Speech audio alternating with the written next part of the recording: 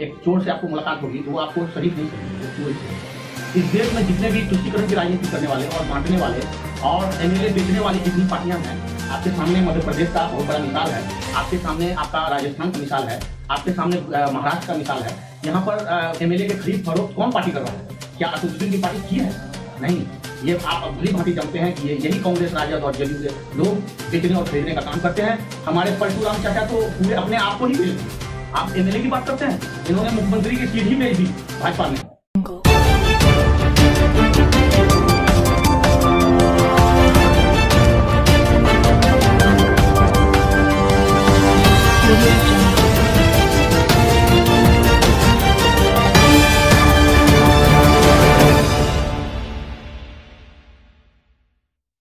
अस्सलाम वालेकुम, नमस्कार, आदाब। मैं आपका दोस्त रियाज जाही और आप लोग देखना शुरू कर चुके हैं आपका अपना चैनल अपना गाँव। दोस्तों, अगर चैनल में नए हैं तो आप लोग चैनल को सब्सक्राइब कर दें, बेल आइकन को दबा दें और वीडियो को ज़्यादा से ज़्यादा शेयर करें। चुनावी हलचल को लेकर हम लोग प्रत्याशियों के साथ, प्रतिनिधियों के साथ तीखे सवाल करते हैं। आज हमारे खास मेहमान है शहाबुज्जमा साहब उर्फ लड्डू, जो कि अमूल विधानसभा से हैं और MIM के कार्यकर्ता हैं भी।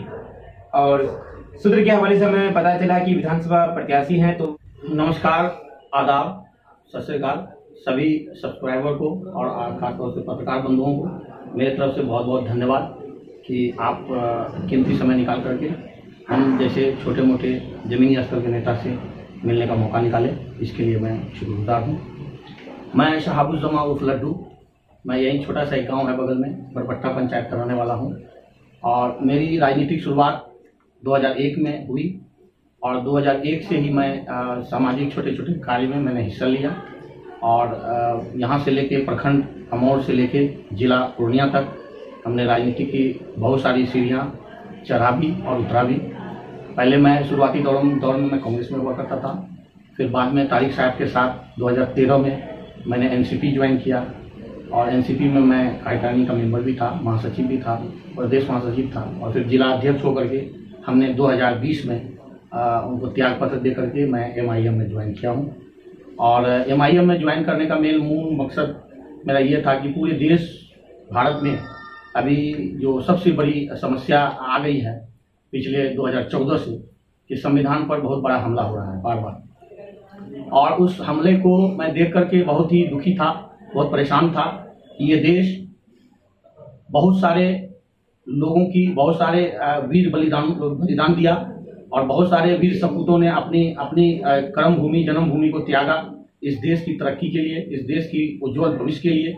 लेकिन आज वो संविधान जो बाबा साहेब भीमराव अम्बेडकर ने बनाया, जो सभी धर्म, सभी जाति, सभी समुदाय के लिए एक आइडियल बुक के रूप में इस देश को सींचने का काम किया। पिछले 70 वर्ष जो आज़ादी के बाद से अब तक जितनी भी खास कामें हुई हैं उस संविधान के दायरे में रखते हुई हैं। मैं उस संविधान का बहुत ही कदर करता हूं, बहुत इज्जत करता हूं। लेकिन पिछले कई वर्षों से यहाँ के ऐसे नेतागण लोग आए जो संविधान के साथ काफ़ी छेड़छाड़ भी किया और बहुत सारे कानून को उन्होंने ताक पर रख करके और कारनामे को अंजाम दिया है, जिसके लिए देश आज बहुत ऐसी परेशानियों से जूझ रही है, जिसमें खास तौर से आपका जो है शिक्षा नीति है और दूसरी है आपके अर्थव्यवस्था है। फिर सवाल करेंगे, वो एक ही सवाल में सबको बताएंगे। सर, सबसे बड़ी सवाल ये है कि आप पहले कांग्रेस में रह चुके हैं, फिर NCP में आप जिला कार्यकारिणी में भी रह चुके हैं। क्योंकि विपक्ष का रोल अभी कहीं ना कहीं कांग्रेस की पार्टियां कर रही हैं, तो आप अवैसी साहब की पार्टी को, जो ऑल इंडिया मजलिस इत्तेहादुल मुस्लिमीन, इस पार्टी को क्यों ज्वाइन किए? देखिए, आपने बहुत अच्छा सवाल किया है। ये सवाल अभी पूरे देश के लिए बहुत मायने रखता है कि देश में एक्चुअल में 2014 के बाद कोई विपक्ष नहीं है। अब विपक्ष के नाम पर आप जिसको देख रहे हैं वो महज एक छलावा है, महज एक मुखौटा है। विपक्ष कहीं नहीं है। जब भी राज्यसभा में या लोकसभा में किसी भी मुद्दे पर कोई चर्चा हुई विपक्ष की तरफ से, तो हमेशा हमारे आइडियल मैन असदुद्दीन ओवैसी साहब, बैरिस्टर असदुद्दीन ओवैसी साहब ने आवाज़ उठाई है। और भले ही उनके पास सांसद कम है, लेकिन विधायक कम है, लेकिन हमारी एक पार्टी की जो आइडियोलॉजी है उसके मुताबिक उन्होंने हमेशा से संविधान को बचाने का प्रयास किया और हर मुद्दे पर उन्होंने जम करके आवाज उठाया। और इसको लेकर के पूरे देश के जितने भी सत्ता पक्ष के लोग हैं तिलमिलाए हुए हैं। इसलिए मैं अपने तरफ से मानता हूं कि आज अगर विपक्ष में कोई है तो वो असदुद्दीन की पार्टी AIMI है।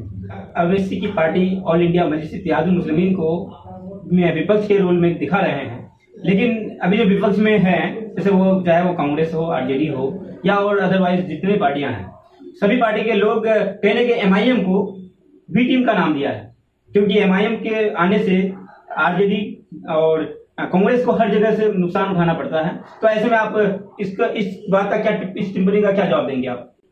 देखिए, ये टिप्पणी नहीं है, ये बहुत बड़ा लॉजिक है।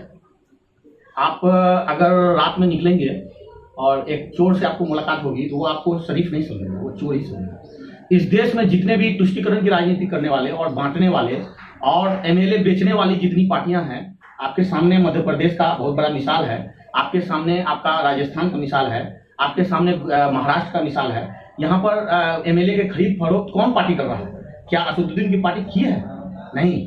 ये आप भली भांति जानते हैं कि यही कांग्रेस, राजद और JDU के लोग बेचने और खरीदने का काम करते हैं। हमारे पलटू राम चाचा तो पूरे अपने आप को ही बेच दिए। आप MLA की बात करते हैं, इन्होंने मुख्यमंत्री की सीट ही बेच दी भाजपा में। आप खुद देख लीजिए, आज बाढ़ है, सुखाड़ है, शिक्षा है, किसी में कहीं पर कोई आवाज है? कुछ है? सिवाय घोषणा और जो है झूठ के अलावा कहीं पर कुछ नजर आ रहा है आपको? इसलिए आज पूरे देश में विपक्ष और सत्य की राजनीति करने वाला अगर पार्टी है वो है MIM, इसके अलावा कोई पार्टी नहीं है। सर, एक बड़ी सवाल ये भी है कि आप अपने आप को प्रत्याशी के दावेदारी पेश किए हैं कि आप प्रत्याशी हैं, तो क्या आला कमान की तरफ से या फिर जो आपके रियासती सदर है उनकी तरफ से इशारों में आपको कोई ये दिया गया है कि आपको कल टिकट मिलेगा? देखिए, मैं उस प्रकार की राजनीति करता ही नहीं हूँ पत्रकार महोदय, आप पहले मेरे बारे में जान लीजिए। मैं हमेशा से जिस भी दल में रहा हूँ, मैं पहले दल को मजबूत करता हूँ और पंचायत स्तर से लेके और राज्य स्तर तक के सभी संगठन को पहले मैं मजबूत करता हूँ, सभी से मेरा अच्छा ताल्लुक बनता है। उसके बाद मैं अपने को उस पार्टी के लायक जब समझता हूँ तभी मैं टिकट की मांग करता हूँ। मैंने अभी तक टिकट की मांग की नहीं, लेकिन मुझे पूरा भरोसा है अपने काम पर, मेरे जनता पर, और हमने जिन लोगों के लिए काम किया है पिछले 20 वर्षों में, उनके उत्साह को देख करके मैं उम्मीद करता हूं कि पार्टी मुझे एक मौका देगी। अगर मुझे मौका देगी तो मैं खड़े उतरने का पूरा प्रयास करूंगा। जीता हुआ है उपचुनाव में करोड़ साहब जीते हुए हैं। उससे पहले आप लोग बड़े बड़े वादे किए थे, ओवैसी हॉस्पिटल बनवाएंगे, ओवैसी स्कूल बनवाएंगे। अगर एक भी विधायक होगा तो आज आपके पास एक विधायक है, पूरे सीमांचल में एक विधायक है, लेकिन ना ओवैसी हॉस्पिटल बना है, ना ओवैसी स्कूल बना है, ना कोई तालीमी मरकज बना है। तो ऐसे में आप क्या जवाब देंगे जनता को? ये तो वही बात हो गया, खोदा पहाड़ और निकली चुहिया वाली बात हो गई। ये किसी ने आपको गलत इन्फॉर्मेशन दिया है। मेरे नॉलेज में साफ साफ है कि ऐसी कोई भी वादे हमारी पार्टी की तरफ से नहीं किए गए हैं। लेकिन अभी जो विधायक आपका बना है ये बाई इलेक्शन में बना है, 7-8 महीना तो हुआ भी नहीं है। आप जाके खुद देख लीजिए, फिर का मुआयना कर लीजिए कि कितने काम उन्होंने किए हैं। आप देख लीजिए जाकर के कितने अभी रोड है, कितने पुल है, कितने पुलिया है और कितने प्रस्ताव उन्होंने विधानसभा में डाला है। आप जाके देख लीजिए, मैं ये छुपी हुई बात नहीं है। दूसरी बात है कि जहाँ तक हॉस्पिटल और कॉलेज और इसकी बात है तो मैं आपको बता देता हूँ, पार्टी ने कोई घोषणा नहीं किया है। लेकिन मैं आपको वादे के साथ आपसे मैं कह रहा हूँ, आपका यहाँ पर जब इलेक्शन होगा इसमें अगर 2-4 भी विधायक होगा, मुझे पूरा यकीन है कि यहाँ पर वो सारे वादे पूरे होंगे जो आप सपने देखते हैं रात में सोते हुए। हमारी पार्टी अगर यहाँ इक़्तिदार में किसी भी हाल में आएगी तो आपको ये यकीन रखना चाहिए कि अल्लाह बहुत बड़ा है और हम लोग नीयत साफ करके आए राजनीति में, जनता के सभी हितों को अपने कलम में लेके चलेंगे। सर, हमारा आखिरी सवाल है आपसे कि आप MIM से जुड़े हुए हैं बड़े दिनों से और एक आपको इच्छा है कि आपको टिकट मिले, आप इलेक्शन लड़े। अगर आपको टिकट पार्टी नहीं देती है, आला कमान का फैसला नहीं होता है, आप किसी और को टिकट देती है पार्टी, तो आप कौन सा रास्ता अपनाएंगे? बगावत होकर के दूसरी तरफ से इलेक्शन लड़ेंगे या फिर पार्टी के साथ लेकर के पार्टी का हाथ मजबूत करके इलेक्शन लड़ने का काम करेंगे? ये तो बहुत ही आपने इम्पोर्टेंट सवाल आज के टाइम में दिया है। हमारी पार्टी में भी आज बहुत इम्तिहान के दौर से हमारी पार्टी गुजर रही है और इस बात की मुझे बहुत खुशी है कि मैं MIM में हूँ और मैं रह करके एक कार्यकर्ता की हैसियत से मैं यहाँ पे काम कर रहा हूँ। और अगर खुदा न खास्ते अगर टिकट पार्टी मुझे नहीं देती है, आप पूरी यकीन के साथ ये बात याद रखिएगा कि मैं कार्यकर्ता ही रहूँगा और मैं हमेशा पार्टी को मजबूत करूँगा। शायद उस पार्टी अभी उतनी मजबूत नहीं है जो मुझे टिकट देगी, शायद मैं यही समझूंगा उसको, या मैं मजबूत नहीं हूँ या उस लायक में नहीं हूँ इसलिए मुझे टिकट नहीं मिलेगा। अगर मान के चलिए ऐसा होता है तो मैं 5 साल मुझे वेट करने में कोई हर्ज नहीं है। लेकिन ऐसा नहीं है कि मैं बैठ जाऊंगा, मैं घर घर में काम करता हूँ आज भी और पिछले भी मेरा रिकॉर्ड रहा है। आप किसी से भी, अमोर है, आप यहाँ से 10-20 दुकानों में आप पता लगा लीजिए। मैं हमेशा से काम करता रहा हूँ, प्रयासरत रहा हूँ। मैं जनता के हित के लिए कई बार जेल भी गया हूँ और मैं जाता रहूँगा जेल। और हमेशा मैं हॉस्पिटल है, ब्लॉक है या थाना है या SDO का ऑफिस है या जिला ऑफिस है, हमेशा मेरा जाना आना रहता है। हमेशा मेरा एक आवाज बुलंद रहता है। जनता की आवाज में बनना चाहता हूँ। मैं किसी पद या पार्टी का गुलाम नहीं बनना चाहता हूँ। मैं जनता की आवाज बनना चाहता हूँ। जनता अगर आवाज लगाएगी तो मुझे पूरा यकीन है कि पार्टी भी मुझे चयनित करेगी और जनता भी मुझे चयनित करेगी। बहुत बहुत शुक्रिया सर। तो ये हमारे शहाबुज़्ज़मा साहब थे हमारे साथ जुड़े हुए। मैं बहुत शुक्रगुजार हूँ सरकार, जिन्होंने अपना कीमती वक्त निकाल के हमें दिया, हमारे चैनल को दिया।